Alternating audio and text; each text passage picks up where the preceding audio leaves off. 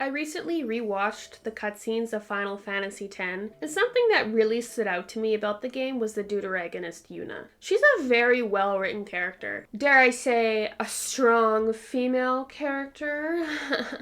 Did I trigger you? No, but she's just a very well-rounded, well-crafted character. A strong character, which is, you know, what strong female character is supposed to mean, but for some reason it means this now. Yay! But really, I think the reason Yuna stands out so much is because that she has 3 key traits that feel opposite to traits that are so prevalent in modern female fantasy characters, especially the oh-so-beloved trope, the strong female character.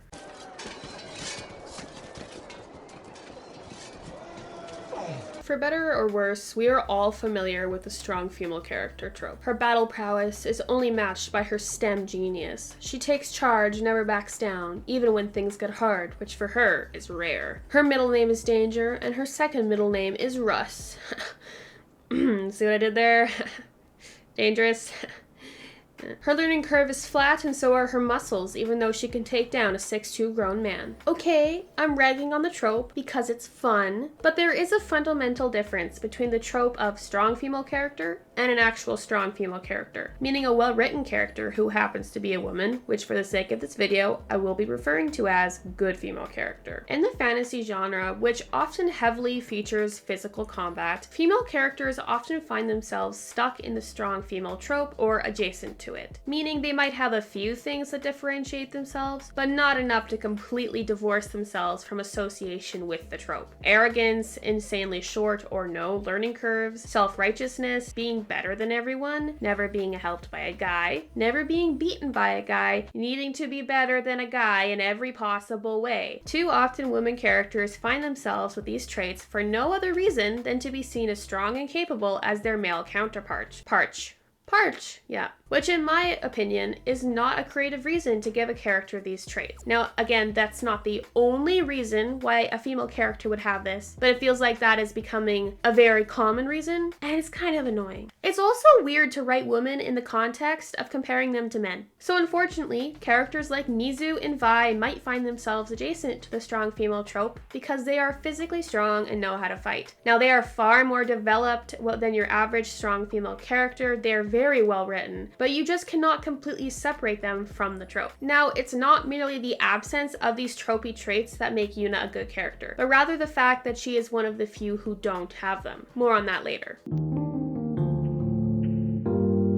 If you haven't played the game or watched the cutscene movie, then I'm about to spoil you with a quick rundown of the plot. I'm going to try to keep spoilers to a minimum in this video, but if you care, keep that in mind. If you are familiar with the story, then don't worry, this won't take long. And another disclaimer, Yuna is technically the deuteragonist of FFX, but she is equally as important and prominent in the plot, so for the sake of this video, I am going to call her a co-protagonist because it's my video and I want to. Yuna is a summoner, a person who can summon powerful creatures called aeons to help them in battle. Summoners are the only people in the world of Spira who can defeat Sin, a monster who kills people en masse and basically keeps them from technologically advancing, as it is believed that Sin is a punishment for misusing technology in the past. The religion that perpetuates this belief is called Yevon, which almost everyone in this world is part of, including the summoners. Basically, summoners go on a pilgrimage to all the temples around Spira, where they will collect all the aeons until they reach the final city on the pilgrimage, Zanarkand, where they will summon the final Aeon and use it to defeat Sin and bring about an era of peace called the Calm. This, however, will kill the summoner, so it is an ultimate sacrifice Jesus type deal. I think Yuna has 3 key personality traits. As I was saying before, they are basically the opposite of common traits found in strong female characters and modern characters as a whole. Now, these traits themselves aren't necessarily more interesting than the trope's traits. Characteristics in themselves aren't typically what's interesting about a character, but how they are used. A righteous character isn't inherently more boring than a morally gray character, but the very fact Yuna has different traits than what I would say is the majority of fantasy female characters is partly what makes her interesting. What most stood out to me about Yuna, and the catalyst for this video, is her gentleness. Unless they're a mother or a child, female characters are often not gentle as a key personality trait, and I'm not talking about a character who is gentle with a younger sibling or a dying friend or dog. I mean someone who is at their core gentle, towards the world and everyone in it. Would you say John Wick is gentle? Someone who is kind, considerate, and amiable. Now, I think I found a really good summary of gentleness. It's from the Bible, but don't worry, I'm not going to preach at you. I am not at all qualified to preach at you. 2 Timothy 2:24-26, ESV, for all you Bible nerds. And the Lord's servant must not be quarrelsome, but kind to everyone, able to teach, patiently enduring evil, correcting his opponents with gentleness.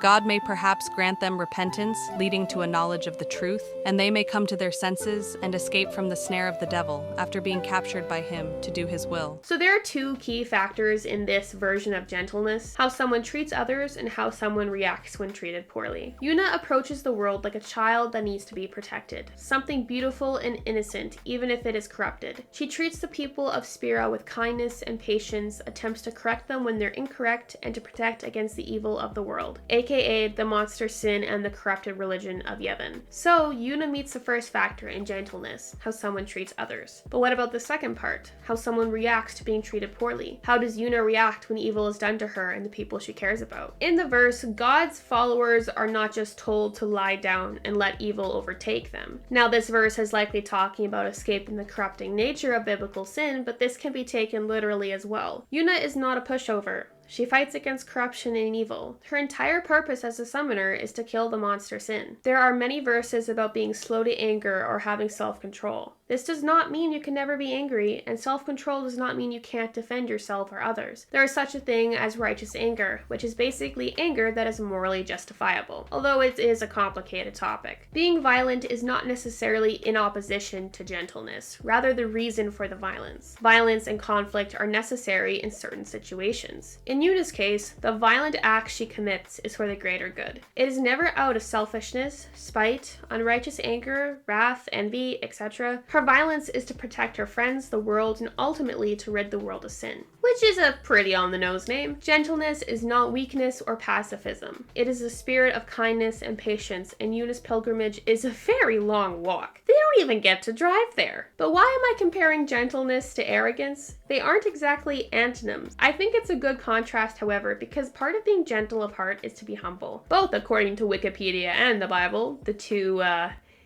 paramount sources of information. And arrogance typically disregards others' opinions and feelings, as you find yourself above them. Being gentle is to care for others. Being arrogant is to think yourself above others. Now compare Yuna to someone like Korra from The Legend of Korra. And I'm talking pre-season for Korra, by the way.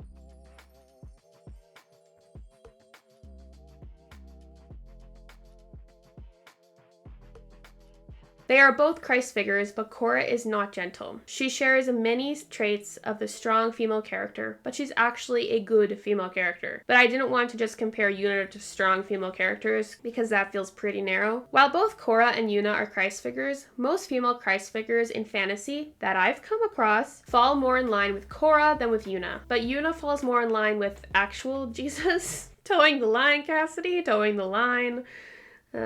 While there are good narrative reasons for Korra to be arrogant and brash, these are traits that we are used to in female protagonists, and I think it can be easy to almost conflate a good female character who happens to be arrogant with a strong female character, which is part of the reason Yuna stands out so much. If a good female character can't be physically strong or arrogant without being associated with a strong female character trope, then a character like Yuna, who is yes, good at fighting, but a gentler presence, feels far more unique. Thus, she stands out. Even forget about the trope for a second. If most female characters, well developed or not, are physically powerful and quick to fighting and conflict, then of course a character like Yuna, who is gentle, would stand out. The trend is to make female characters strong, both physically and mentally. Now I get this is because for so many decades, women have been written as weak, but we have gone way too far with it, in my opinion. Yuna can fight with the rest of them. She is determined, and yes, she is gentle, and that makes her mentally more adept than many female characters I've come across. She doesn't see the world as an enemy to protect herself against or as one to conquer. As I said, the world is a child that she must protect, and sin is threatening that child. She does not victimize herself, nor does she put herself on a pedestal. She's a person who has been burdened with the responsibility to save the world, and she bears that burden with respect, dignity, and yes, gentleness. Take the wedding scene. Basically, she is being forced to marry the antagonist Seymour, and her friends come to rescue her, but they are ambushed. To avoid them being killed, she steps off the roof. Now, someone like Cora would have just attacked the people threatening her friends. Now, this is also a valid approach, but it is an approach you expect. Yuna taking the less violent road stands out when female characters are becoming more and more violent, thinking with their fists because thinking with their brains is far too girly. And this comes back to the arrogance versus gentleness. You have to be a bit arrogant to think that you can defeat a bunch of armed soldiers before they manage to shoot your friends in the head. Not even the heart, the head. That's insta-death.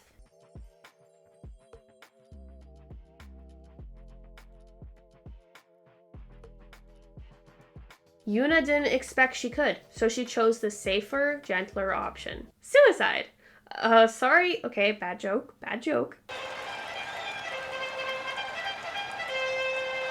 Whoa, wait. Brute force and gentleness are as close to antonyms as you can get, and yet I compared gentleness to arrogance? What am I doing? Brute force is actually not the opposite of gentleness. Shut up! A river cuts through rock not because of its power, but because of its persistence. Jim Watkins.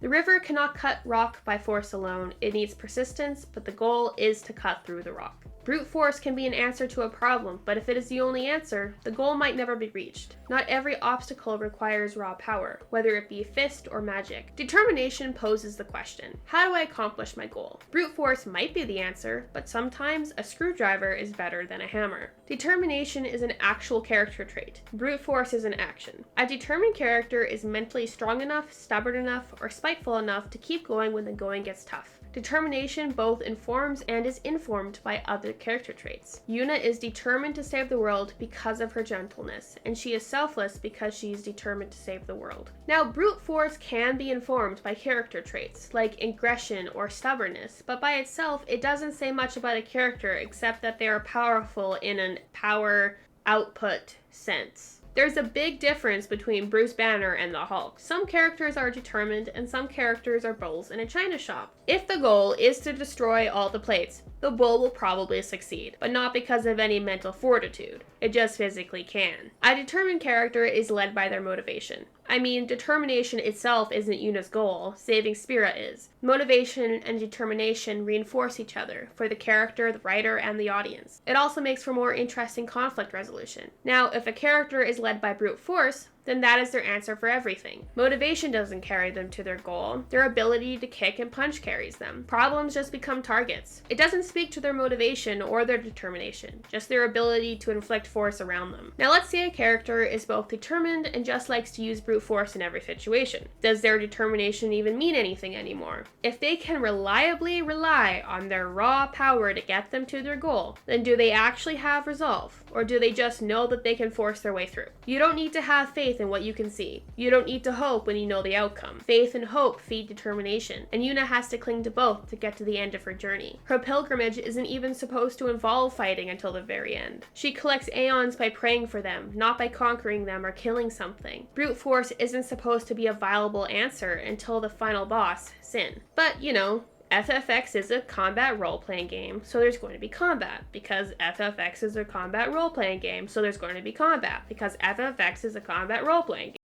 On the other side of the coin, brute force loses meaning when it's the only manifestation determination takes. Captain Marvel's powers look cool, but when punching is her only route to success, the punches stop hurting. Brute force gets kinda boring. Her determination means nothing because she can reliably fight her way out of basically every situation, and her brute force means nothing because it's her only plan ever, and it's not like she's in any physical danger either. A one-trick pony can only trick you for so long. Strong female characters, and those adjacent, like to use brute force lately. Not only is it unbelievable a lot of the time when you have a 120-pound girl taking down a 220-pound guy, but even if they have superpowers, a lot of the focus is to just show them off. Conflict resolution isn't the focus. Victory is. And absolute victory is. I realize this trope exists because for so long, female characters were written as weak and powerless, but sometimes that's exactly what they are, and writers can't let them be that. Yuna is certainly not the most powerful person in Spira. She can't rely on her powers alone. Brute force will often not work for her. It's a nice change of pace to see a female character be able to rely on positive personality traits like determination and gentleness, her faith, and her friends to succeed instead of her ability to throw a punch. Yuna is led by her motivation, and she succeeds because of her determination. Yuna could have changed her mind and abandoned her mission. It is literally a suicide mission, but she never forsakes her duty. Her determination influences her selflessness. Even when her friends are threatened by the mission, she doesn't just give up, she wants to find another way. Her resolve to keep her friends alive is just as strong as her determination to save Spira. Brute force is a punch to the jaw, but determination tells us why the punch was thrown and if the person can get back up. Yuna gets back up.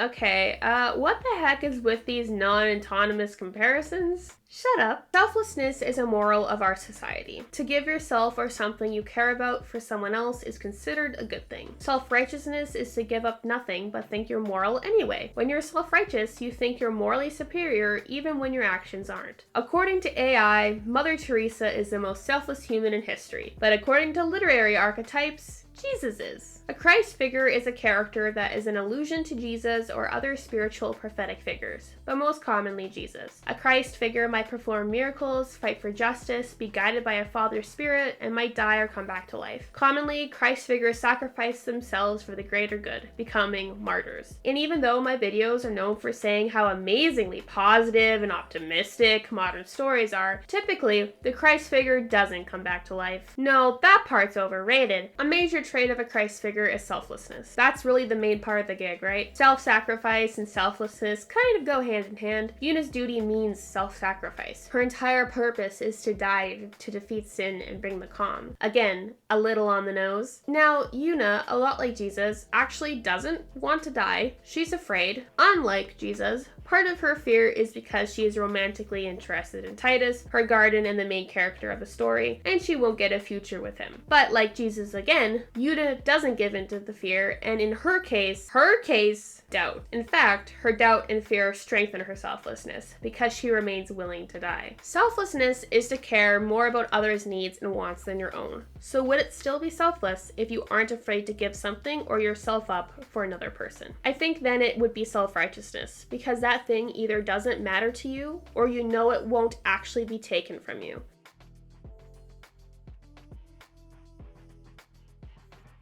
That's more like compassion, and compassion, when thought to be selflessness, can quickly turn into self-righteousness, because you think that by simply caring about someone else, then you're being morally superior. But if you know that by pushing a kid away from an oncoming bus won't hurt you, is that selfless anymore? A philosophical question for the ages. I am Aristotle. It's actually a lot like what I was saying about determination and brute force. Determination doesn't mean much if a character knows they can reliably get out of a situation based solely on their brute force. It's like a get out of jail free card. Determination and selflessness require stakes to mean something. If Yuna could solely depend on her own power or even the power of her aeons to get her out of every scrap, there wouldn't be stakes, so her determination would be meaningless. And it wouldn't even be selfless anymore, because she knows she's not even risking sacrifice. Take really any superhero. There are times when they put their life on the line, and there are times when they just don't. Sometimes they know as well as the audience that they're not gonna get hurt. Now, even though it's a pretty epic and meaningful scene, when you really think about it, Wonder Woman emerging from the trenches to storm the Germans isn't exactly risking her life. She has near invulnerability, super strength, and bracelets that stop bullets. She wasn't really at risk. Personally, though I like the scene and the character, I'd say the scene was more showing her powers off and her compassion than her selflessness. Not that she was self-righteous, but the movie kind of ended up treating her in a self-righteous way, because this was presented as a bigger deal than it really was. I think it was supposed to be this epic moment where she was putting her life on the line to stop the Germans, but the worst that would have happened to her is a graze on the arm. Final Fantasy X treats Yuna like she's selfless and she earns it. Her duty is death. She risks her future when she agrees to take the pilgrimage and defeat sin. She risks her life and the mission when she agrees to marry Seymour in an attempt to stop his antagonism. She risks Titus and the future they might have together when she fights sin. Yuna is not invulnerable, not immortal, and she is not even the most powerful character in the story. Everything is a risk, to herself or to the people she cares about. And she fears losing her life, she fears losing those she cares about, and her struggles with her impending sacrifice are what truly make her selfless. The strong female character trope is going to die eventually. In fact, I think we're already seeing its breathing start to slow, but the trope still informs how female fantasy characters are written. Characters like Korra and Mizu and Vi are very well written, but unfortunately can't be completely divorced from the strong female character trope because they share a lot of the same traits. The Korras don't stand out from the Captain Marvels as much as the Yunas do, and even if every female character was well written, the very fact that there is so much emphasis on fighting prowess means that the Azulas don't stand out from the Jinxes as much as the Yunas do. Every once in a while, there's a character who meshes the badass with the wise, the softness with the capability, or something else entirely. This character is a good female character. She is well written. She isn't stuck in one trope. She's what the strong female character is supposed to be, only divided by poor characterization. She can handle herself in a fight, but prefers conflict resolution. She takes charge and never backs down from a fight, even when things get hard, which for her is often. Her middle name is Gentle, and her second middle name is Ness. Ha ha ha ha. See, that was a callback to the beginning joke. Her muscles are small because she doesn't really use them to fight. She is a Christ figure who actually feels kind of similar to Christ. But she is certainly not the only way to write a good female character. And that's the point. Because if a character is good, then they shouldn't fit in a mold. Yes, you can base a character off a trope, but you need to do the work to develop it. A trope isn't a character, it's a trope. In a fantasy landscape full of action girls and chosen ones and wise women, a character like Yuna, who is a bit of everything but also flips a lot of the associated traits on their head, is memorable. She is gentle amongst the arrogant, determined amongst those who rely on brute force, and selfless amongst those who think they are. It isn't merely her contrasting traits to strong female characters that make her interesting. The simple fact that she's just different. Amongst a sea of subpar and amazing characters alike, she stands out, and I think the paramount reason is her gentleness. Forget the determination and selflessness. Her gentleness, in my opinion, is a rarity amongst characters, and I hope that it isn't always seen as a weakness. Before Yuna's era were the damsels in distress, then the action girls. After her, the strong female character rose to unwanted prominence. Perhaps it's time for another paradigm shift. Then again, Captain Marvel would have destroyed sin in a single blow, so who am I to judge?